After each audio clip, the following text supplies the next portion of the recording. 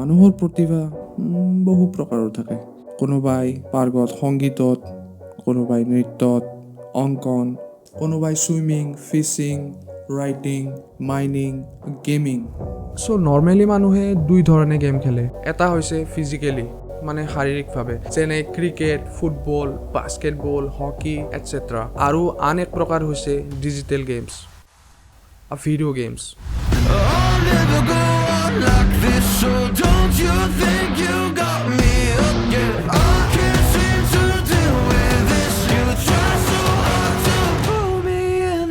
Video' গেমৰ কথা কৈছোঁ যেতিয়াই আপোনালোকে জানেনে যে ৱৰ্ল্ডৰ প্ৰথম ভিডিঅ' গেম 1950 চনত তৈয়াৰ কৰিছিল আৰু সেই সময়ত কম্পিউটাৰক ৱাৰ মেচিন বুলিও কোৱা হয়। ৰাল্ফ বেয়াৰক ভিডিঅ' গেমৰ গডফাদাৰ বুলি কোৱা হৈছিল আৰু তেওঁ ৱৰ্ল্ডৰ প্ৰথম গেমিং কনচোল আৱিষ্কাৰ কৰিছিল আৰু যাৰ সহায়ত উইদাউট কম্পিউটাৰ টেলিভিছনৰ সহায়ত গেম খেলিব পাৰিছিল। চাইণ্টিষ্টে প্ৰুভ কৰিছে যে ভিডিঅ' গেম খেলিলে মানুহৰ ব্ৰেইন অলপ বেছি শ্বাৰ্প হয়। কিন্তু এডিকশ্যন, নিচা এটা শব্দ আছে আৰু এটা কথা মনত ৰাখিব যে সকলো বস্তুৰে এটা লিমিট থাকে। অভাৰড'জ ল'লে মানুহ পাগলো হ'ব পাৰে। চ' ভিডিঅ' গেমছ খেলিবলৈ ভাল পিচি, লেপটপ বা এটা গেমিং কনচোলৰ নিশ্চয় প্ৰয়োজন হয়। যদি গুগল চাৰ্চ কৰিবলৈ যায় তেনেহ'লে এই পৃথিৱীত 3.32 বিলিয়ন ভিডিঅ' গেম খেলুৱৈ এই পৃথিৱীত পাব, ইনক্লুড আপুনি। And there are around 1.75 billion PC gamers in the world. তো ভাল হেভি গেমছ খেলিবলৈ আপোনাৰ পিচিত ভাল স্পেক্সটো নিশ্চয় লাগিব।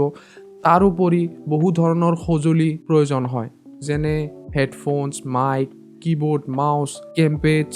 কীবৰ্ড আৰু মাউচৰ সৈতে গেম খেলাৰ উপৰিও মানুহে কণ্ট্ৰলাৰৰ সহায়ত গেম খেলে আৰু ভাল গেমিং এক্সপিৰিয়েঞ্চ সদায় গেমপেডৰ সৈতেহে আহে। মাৰ্কেটত ভাল গেমিং পেড এটা ল'বলৈ গ'লে 3,000, 4,000 মিনিমাম আৰামছে স্পেণ্ড কৰিব লাগে। বাট সকলোৰে কিছুমান কাৰিকৰী সমস্যাৰ বাবে এই ৰেঞ্জত গেমপেড কিনিব নোৱাৰে। কিন্তু ইয়াৰ এটা চলিউশ্যনো আছে, anti sports GP300 wireless gamepad, য'ত direction keys, analog sticks, action keys গোটেইবিলাক একেলগে পাই যাব। আৰু ইয়াক ইউজ কৰিবলৈ পিচিত কোনো ধৰণৰ ছফ্টৱেৰ ইনষ্টল কৰিব নালাগে, কেৱল ইয়াৰ লগত অহা USB ৰিচিভাৰটো জাষ্ট প্লাগ এণ্ড প্লে। আৰু গেমপেডৰ সহায়ত গেম খেলিলে বহু ধৰণৰ এডভান্টেজ থাকে। ফৰ এক্সাম্পল, ভিডিঅ' গেমছত গেমিং স্কেল আপুনি বহুত এডভান্স কৰিব পাৰিব আৰু আপুনি ফুল ৰিলেক্স হৈ গেম খেলিব পাৰিব।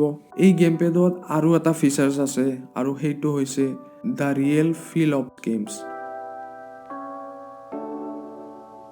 কাৰণ ইয়াত আছে ডুৱেল ভাইব্ৰেশ্যন মটৰ্ছ, যাৰ সহায়ত গেমত যেনেকুৱা এক্টিভিটিছ হয় তেনেকুৱা ভাইব্ৰেশ্যন পেটাৰ্ণৰ সহায়ত আপোনালোকে গেমৰ ফিল ল'ব পাৰিব।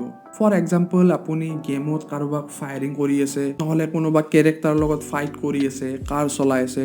চ' এনেকুৱা ধৰণৰ যি চিন আপোনাৰ তাত ক্ৰিয়েট হৈ থাকে, চ' তেনেকুৱা ফিল আপুনি ভাইব্ৰেশ্যনৰ সহায়ত এই গেমপেডত ল'ব পাৰিব। আৰু ইয়াৰ বিল্ড কোৱালিটি ঠিক ঠাক। এই প্ৰাইচ ৰেঞ্জত আৰু বেছি এক্সপেক্টো কৰিব নোৱাৰে। ইয়াৰ ট্ৰিগাৰ্ছৰ কথা ক'বলৈ গ'লে ইয়াত নন প্ৰেছাৰ চেঞ্চিটিভ ট্ৰিগাৰ পাই যাব। এই প্ৰাইচ ৰেঞ্জত আপুনি বেছি এক্সপেক্টো কৰিব নোৱাৰে। ইয়াত 350 মিলি এম্পায়াৰৰ বেটাৰী পাই যাব আৰু ইয়াৰ বেকআপ হেভি ইউজিঙত আপুনি 5 to 6 ডেইজ আৰামছে পাই যাব। আৰু যদি নৰ্মেল গেমিং কৰে তেনেহ'লে আৰামছে 10 to 15 ডেইজ পাই যাব। কানেক্টিভিটিৰ কথা ক'বলৈ গ'লে ইয়াক পিচিত ইউজ কৰাৰ বাহিৰেও আপুনি এণ্ড্ৰইড ডিভাইচ নহ'লে PS3টো ইউজ কৰিব পাৰিব। আৰু এণ্ড্ৰইড ডিভাইচত ইউজ কৰিবৰ কাৰণে USB OTGৰ প্ৰয়োজন হয় আৰু বক্সৰ ভিতৰতে OTG কেবল আপোনালোকে পাই যাব আৰু ইয়াৰ সহায়ত যিকোনো স্মাৰ্টফোন, টেবলেট সকলোতে খেলিব পাৰিব। তো এতিয়া ইয়াৰ মূল্যৰ কথা ক'বলৈ গ'লে এণ্টি স্পৰ্টছে ইয়াৰ প্ৰাইচ ৰাখিছে 1200 rupees অনলি। আৰু ইয়াৰ এটা ৱায়াৰ থকা ভেৰিয়েণ্টো পায় য'ত ছেম ডিজাইন, ছেম ফিচাৰ্ছ, কেৱল ইয়াৰ প্ৰাইচ অলপ কম। 900 rupeesত Amazon, ফ্লিপকাৰ্টত কিনিব পাৰিব আৰু কম পইচাতে বেষ্ট গেমিং এক্সপিৰিয়েঞ্চ ল'ব পাৰিব উইথ এণ্টি স্পৰ্টছ। তো এনেকুৱা গেমিং গিয়াৰ্ছ মাৰ্কেটত বহু ধৰণৰ আছে আৰু সেইবিলাকৰ কথা ক'ব গ'লে ভিডিঅ'টো বহুত দীঘল হৈ যাব। মই ভিডিঅ' ষ্টাৰ্ট হোৱাৰ আগতে এটা কথা মনত ৰাখিব দিছিলোঁ যে সকলো বস্তুৰে এটা লিমিট থাকে। অভাৰড'জ ল'লে মানুহ পাগলো হ'ব পাৰে। Well, she pulling me in like a black hole, trapped in a grip and I can't break, out of control and I can't feel my soul and my heart on my damn face. Cause I ain't be nothing without her, a king with no queen or no damn kingdom, serving up hate with a cold vengeance. Fuck, but I hate her, we can't slay them. Yeah, she's